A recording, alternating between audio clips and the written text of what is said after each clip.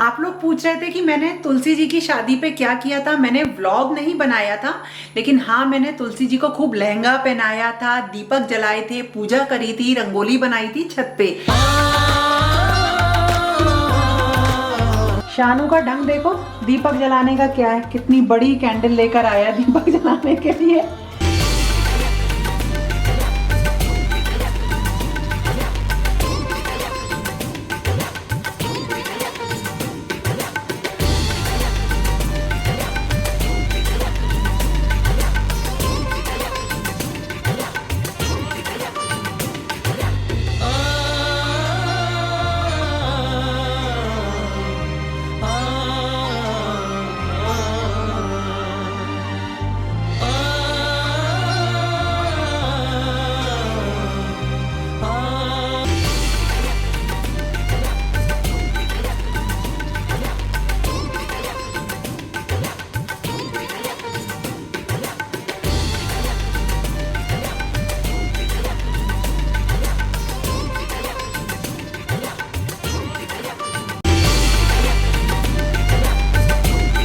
अपने घर के आउटडोर एरिया को तो मैंने बिल्कुल क्लीन, नीट और सुंदर सा कर लिया है, लेकिन जैसे घर के पास में काफ़ी गंदगी है, हो ही जाती है जब खासकर तब जब खाली जगह पड़ी हो। तो मेरे घर के बगल में भी काफ़ी जगह खाली पड़ी हुई है और इसमें काफ़ी गंदगी भी जमा हो जाती है, इसलिए मुझे इसको क्लीन करवाना था।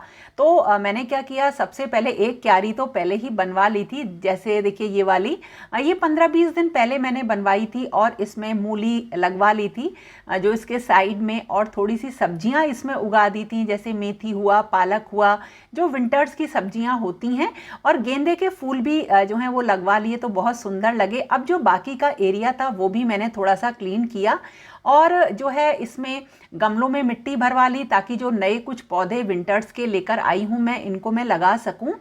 तो देखो जो पुराने गमले होते हैं ना, इन्हीं को मैं यूज़ करूँगी और सब्जियां लगाऊंगी। तो राजेंद्र भैया से लगवा रही हूँ मैं। तो मैंने पहले तो मेड़ें बनवा ली और सारी इसमें से कंकड़ वगैरह पहले बिनवा लिए हैं और छेद कर दिए हैं जो मेड़ बनी है उसमें।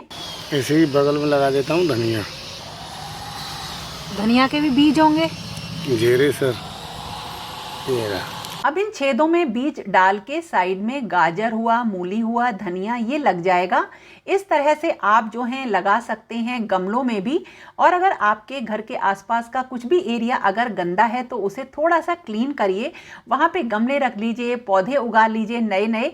और कुछ पौधे लेने के लिए मैं नर्सरी भी गई। तो कुल मिला के बात यह है कि अपने घर के आसपास का एरिया थोड़ा सा साफ रखिए। और जो उनके है ना सब्जियों के पौधे, टमाटर के, हरी मिर्च के, वो सब नहीं मिले। हमें अमरूद का मिल गया है, 2-3 चीज़ों के मिल गए हैं, बस वही लेकर जा रहे हैं।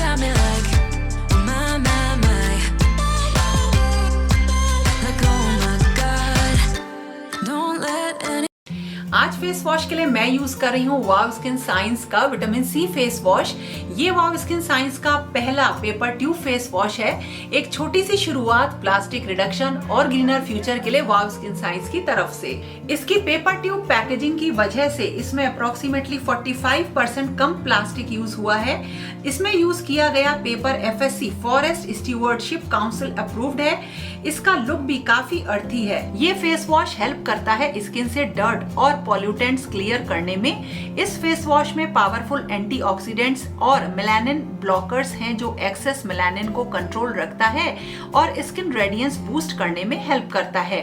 ये हेल्प करता है फाइट करने में साइंस ऑफ एजिंग को और इवन आउट करता है पैची स्किन टोन।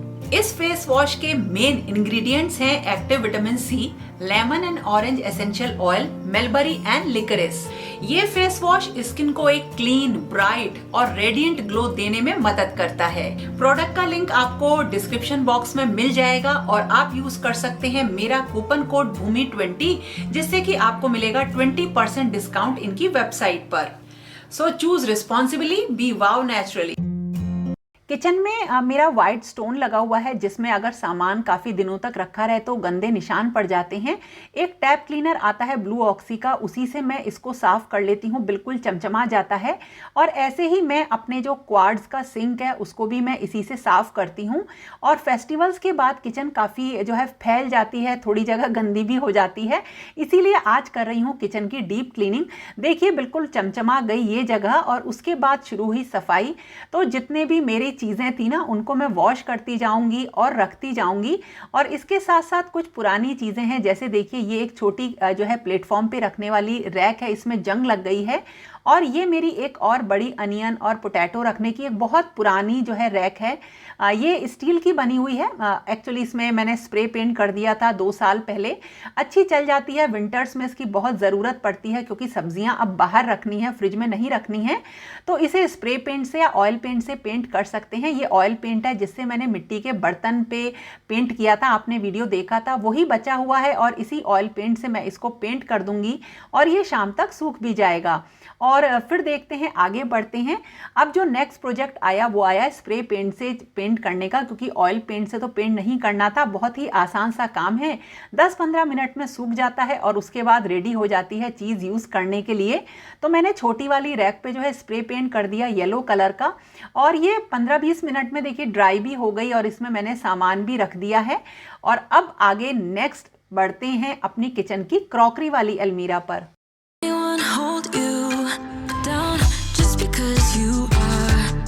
फेस्टिवल्स में जो क्रॉकरी की अलमीरा होती है ये बहुत ही ज़्यादा फैल जाती है। सामान बाहर निकाला और जो स्टोरेज कंटेनर्स क्लीन होने थे उन्हें मैं वॉश करूँगी अच्छी तरह से। और इस अलमीरा को इसलिए भी साफ़ करना पड़ता है, जैसे कोई गेस्ट आता है तो बच्चे भी इसमें से सामान निकालते हैं, जिससे सामान थोड़ा सा फैल जाता है। तो इसको जो इसमें क्योंकि बहुत सारा सामान है तो निकाल के मैंने अच्छे से क्लीन किया और फिर सारा सामान इसमें लगा दिया। और जो बेकार कप वगैरह थे ना वो मैं हटा देती हूँ। ये तो आपको पता ही है, जब कभी भी किचन की क्लीनिंग होती है तो किचन जो है हल्की फुल्की सी हो जाती है, जो बेकार सामान है वो निकलता रहता है। तो क्रॉकरी वाली अलमीरा, स्नैक्स वाली अलमीरा तो मेरी रेडी हो गई, थोड़ी अब हल्की भी हो गई है सामान निकलने से। इसके बाद बारी आती है नेक्स्ट, और वो था जो है चिमनी के आसपास का एरिया, जो कि काफ़ी गंदा हो जाता है, वैसे भी डेली में गंदा हो जाता है।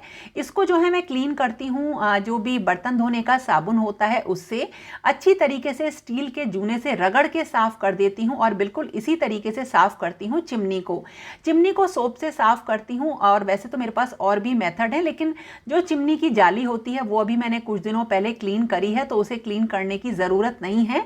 सबसे अच्छा तरीका यही है। और फोम वाले जूने से जो चिमनी के आसपास की अलमीरा होती है ना उनको भी क्लीन कर लीजिए, कोई उन्हें नुकसान नहीं पहुंचता है और वो बिल्कुल साफ़ हो जाती हैं। और इसके बाद इन सबको गीले कपड़े से पोंछ दीजिए। अब मेरे पास है हॉब, जिसमें कि बहुत गंदगी होती ही है और कुकटॉप में गंदगी साफ़ करना थोड़ा आसान होता है। तो इसमें पानी से तो वॉश नहीं कर सकते, तो खाने वाला सोडा और विनेगर का पेस्ट, इसी से मैं इसको साफ़ करती हूँ। मेरा फेवरेट जिसे कहते हैं DIY है क्लीनिंग का। ये गीला नहीं करना है, धोना नहीं है, बिल्कुल हल्का सा पेस्ट बना के मैं रगड़ूंगी और इससे ये बिल्कुल क्लीन हो जाएगा। एक्चुअली जो खाने वाला सोडा और विनेगर का कॉम्बिनेशन है ये चिकनाई इतनी अच्छी तरह से हटा देता है कि मुझे लगता है इसका कोई तोड़ नहीं है और बिल्कुल साफ चमचमा जाती हैं चीज़ें। और इसी से मैं हमेशा से अपने किचन का जो प्लेटफॉर्म का स्टोन है उसको साफ़ करती हूँ। और हमको तो ऐसा लगता है कि ये क्लीन है, लेकिन जब इससे एक बार आप साफ़ करेंगे तो देखेंगे कि चीज़ें बिल्कुल चमचमा जाती हैं। और जो मेरा किचन का स्टोन लगा है इसके कॉर्नर्स पर अभी जो है फिलिंग नहीं हुई है, जिससे इसमें गंदगी जमा होती है, उसको भी मैंने इसी से क्लीन किया। ये मेरा एक फेवरेट DIY है और मेरी किचन इससे बिल्कुल चमचमा जाती है।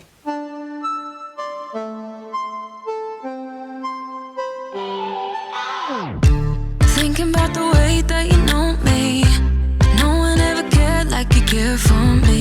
You're such a bright star in the dark space.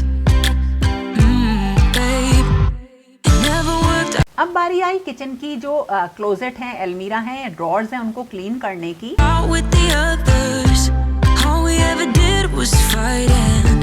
Jin drawers में रहता है डेली यूज़ का सामान वो तो बहुत ही जल्दी गंदी हो जाती हैं, तो उनको एक डीप क्लीन देना ज़रूरी होता है। जैसे ये मेरी मसालों की जो ड्रॉर है, कटलरी वाली नॉर्मली सही रहती है, साफ़ रहती है। इसके बाद जहाँ पे रहते हैं किचन के टूल्स, उसको भी संभालना पड़ता है हमेशा।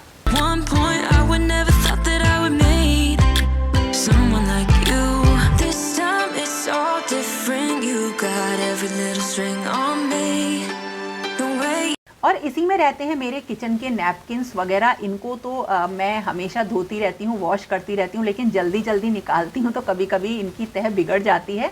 तो अच्छे से फोल्ड करके रख दिए और सारी अलमीरा साफ़ कर दी। कुछ तो साफ़ मिली और कुछ ऐसी मिली जिनको बहुत ज़्यादा क्लीनिंग की ज़रूरत थी। तो कुल मिला के मेरी जितनी भी ड्रॉर्स थी ये साफ़ हो गई। ऊपर की कैबिनेट्स ऑलरेडी मैंने साफ़ कर ली हैं। तो मेरा जो काफ़ी बड़ा एरिया जो है क्लीन हो गया। और ये है साइड वॉल जिसमें कि थोड़ा सा डेकोरेशन का सामान रहता है। ये वॉलपेपर हुआ, इन सबको क्लीन किया। लिंक आज आपको दे दूंगी इसका। थोड़ा सा इसको डेकोरेट कर दिया। थोड़ा सा चेंज करने से ना चीज़ें अपनी जो है ना जगह अपनी फ्रेश लगने लगती है, तो मैं ज़्यादातर चेंज कर देती हूँ। और यहाँ पे देखिए मैं ये रख रही हूँ, इसे हम तो सिलबट्टा बोलते हैं, आप कुछ और मतलब सब लोग अपने हिसाब से बोलते होंगे। इसकी बहुत ज़रूरत पड़ती है। नानी जी ने खाना बनाना सिखाया है तो कुछ मसालों की रेसिपी जो है वो इसी में तैयार होती है। आपके साथ अब शेयर करती रहती हूँ तो आगे भी शेयर करूँगी।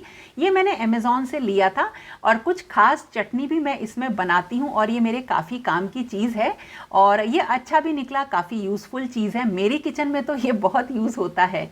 और हाँ, आप भी बताना आपके पास किस तरह का सिलबट्टा है। और अब जो सीढ़ियों के पास वाला एरिया था, थोड़ी सी किचन एक्सटेंड करके इसको भी मैंने किचन में ले लिया, क्योंकि मेरी जो सीढ़ियाँ हैं काफ़ी चौड़ी हैं। और इसमें रखी कुछ डायरीज़ जो कि काफ़ी पुरानी हैं। अभी आपको बताऊंगी कि इनमें क्या है। तो ये सारी जगह मैंने जो है इसी तरीके से यूज़ करी। एक खाली डायरी तो किचन में रहेगी ही। और फाइनली देखिए ये वाली जो अलमीरा थी ये भी साफ़ हो गई है। और मुझे अब 3-4 बज रहे होंगे, शाम होने वाली है। और मतलब ये पूरा वीडियो तो 10 मिनट में ख़त्म हो जाएगा, लेकिन इन सब चीज़ों को करते करते सुबह से शाम हो जाती है। और देखिए शाम होते होते ये भी सूख गई है गोल्डन कलर के पेंट होने के बाद। ये तो बिल्कुल ऐसी लग रही ना कि इसको कुछ डेकोरेशन के काम में ले लो। अब इसमें सब्जियां रखने का तो मेरा बिल्कुल भी मन नहीं कर रहा है, लेकिन क्योंकि विंटर्स में सब्जियां बाहर ही रहेंगी तो इसको मैं बाहर रख दूंगी। तो कोई भी पुरानी स्टील की अगर आपके पास चीज़ हो, उसे आप नया करना चाहते हैं तो उसे ऑयल पेंट से पेंट कर दीजिए, बिल्कुल नई हो जाएगी और आपको बिल्कुल ऐसा लगेगा कि इसे मैं यूज़ करूं या नहीं।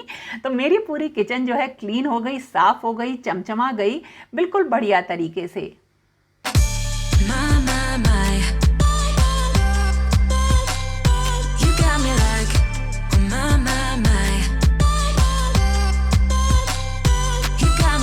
ये मेरी जो डायरी है ना ये बहुत पुरानी है। कुकिंग का शौक मुझे बहुत पहले से था और ये मम्मी को कहीं मिली थी, अपनी कोई सफाई में मिली तो उन्होंने मुझे भेज दी थी।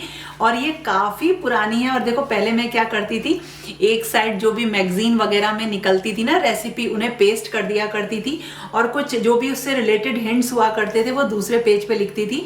मेरे ख्याल से ये मुझे याद नहीं, बहुत पुरानी है। और देखो इसी तरीके से हर जगह लगे हुए हैं।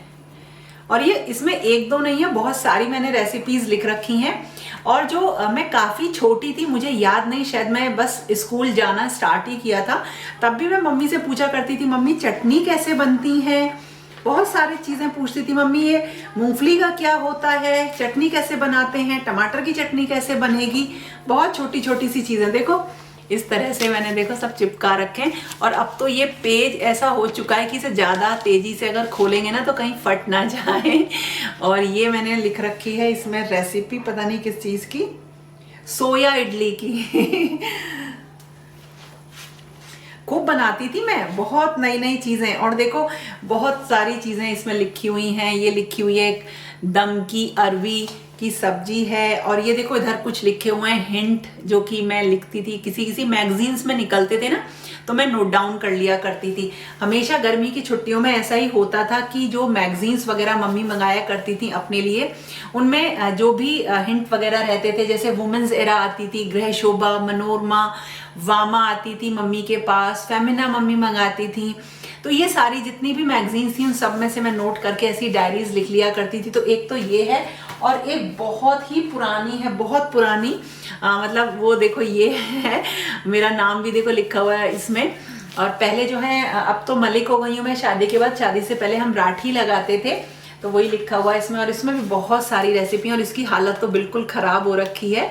कुकिंग का ही नहीं, मुझे कुकिंग का, ऑर्गेनाइजेशन का और इन सब का तो मुझे याद है कि मुझे ना मन करता था कि मैं करूं।